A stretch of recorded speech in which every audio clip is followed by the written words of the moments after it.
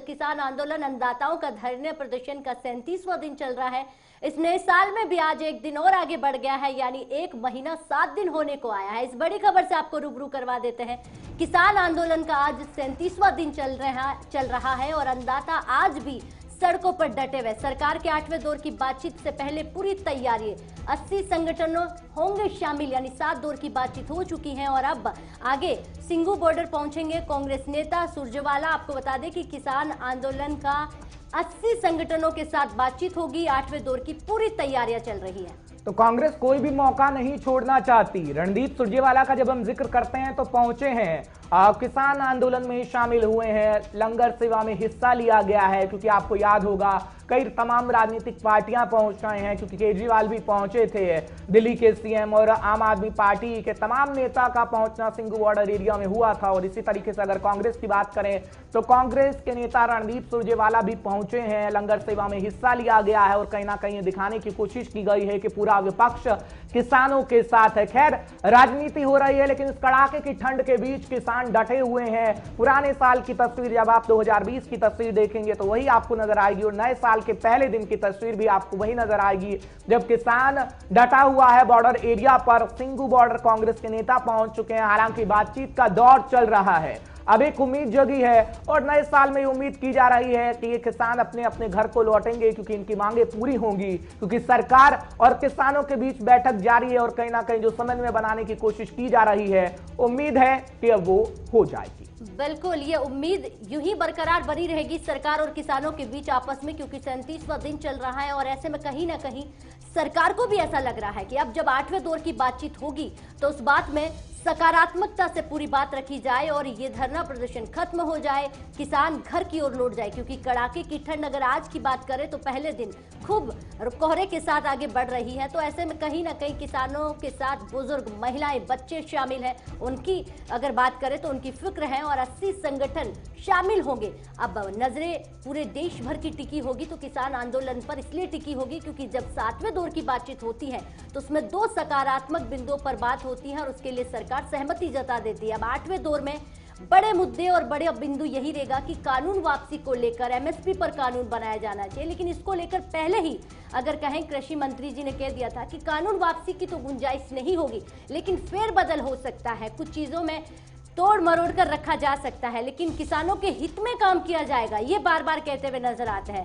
अब जब 8वें दौर की बातचीत होगी तो किसान उसमें अपनी दोनों मांगों को लेकर क्या रखेंगे, ये बहुत जरूरी होगा जानने के लिए। आपको बता दें कि सिंघू बॉर्डर पहुंचे हैं कांग्रेस नेता सुरजेवाला। लगातार अब कांग्रेस यानी विपक्ष के लिए ये बड़ी बाजी कह सकते हैं। विपक्ष को एक अच्छा मुद्दा मिल जाता है और उस विपक्ष ही नहीं कहें, चाहे कोई भी पार्टी हो, वो राजनीति करने से पीछे नहीं हटती है, क्योंकि राजनीति होती ही राजनीति करने के लिए, ऐसा नेताओं का कहना होता है। लेकिन सिंघू बॉर्डर पर पहुंचे कांग्रेस के सुरजेवाला, लंगर में भी शामिल हुए और आज 37वां दिन है। तो लगातार हम आपको ये जो तस्वीरें दिखा रहे हैं वो हमारे अन्नदाताओं की, कृषि कानून पर डटे हुए हैं। देखिए किस तरह कड़ाके की ठंड में टहलते हुए नजर आ रहे हैं। ये तस्वीरें देखकर समझ जाइए कि किसान पूरी तैयारी में है, जब तक कानून वापसी नहीं है उसको लेकर वो लगातार बातचीत कर रहे हैं। तो बिल्कुल किसान आंदोलन की तस्वीर हम आपको दिखा रहे हैं, क्योंकि बातचीत का दौर लगातार चल रहा है। एमएसपी पर रात बरकरार है, कह रहे हैं किसान की एमएसपी पर कानून बनाइए,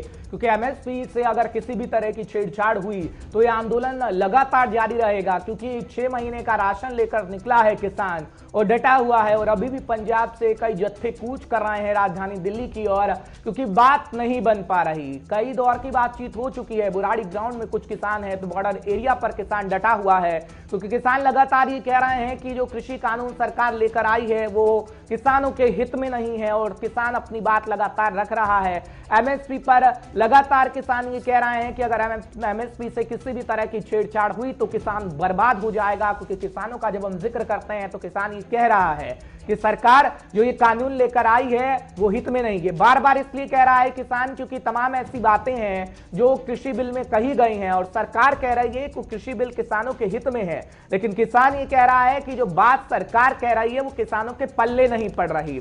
अब सरकार और किसानों के बीच ठनाठनी बरकरार है। अब ये देखने वाली बात होगी कि ये ठनाठनी कब दूर होती है। खैर, हम आपको ये भी बता रहे हैं कि विपक्ष लगातार राजनीति भी कर रहा है, क्योंकि विपक्ष का काम भी इस वक्त सरकार पर सवाल खड़े करना है। हम सर 25 तरीक को आए थे यहाँ पे। तो ये हमारा बेबी हरमनजोत हमारे साथ है, इसकी एज 2 इयर्स है। और हम जैसे गवर्नमेंट ने ये कानून पास किए हैं, ये बहुत कानून है जो हमारे भविष्य को लेकर खतरे के लिए हैं। ये तो हम इन कानूनों को रद्द कराने के लिए यहाँ पर आए हैं। अगर ये कानून लागू हो जाते हैं तो हमारा भविष्य बिल्कुल ख़त्म है। तो हमको लगता है अगर हमें बोलना चाहिए, अगर नहीं बोले तो हमारी मौत के ब्रंट हैं ये। और एसेंशियल कमोडिटी एक्ट पास करके जो है खाद्य पदार्थ है उन पर कारपोरेट का कब्जा करवाने के लिए ये कानून गवर्नमेंट लेकर आई है। तो हम 4 जून से पंजाब में लड़ रहे हैं, इन कानूनों के साथ रद्द करवाने के लिए लड़ रहे हैं, संघर्ष कर रहे हैं। तो जो 26 तारीख से यहाँ नवंबर से टिकरी बॉर्डर पर आए हुए हैं, तो लगातार हम यहाँ पर बैठे हुए हैं। ऐसा है कि कल मीटिंग हुई है गवर्नमेंट के साथ, तो थोड़ा रुख उनका नरम हुआ है आगे पहले से। तो हमें ये उम्मीद है कि इतनी ठंड बढ़ चुकी है, हमारे साथ बुजुर्ग भी आए हुए हैं जिनकी आयु अच्छी 80 साल से ऊपर है, कोई 90 साल का है, कोई 100 साल का है। तो बच्चे भी आए हुए हैं यहाँ, मेरा बेटा 2 साल का है।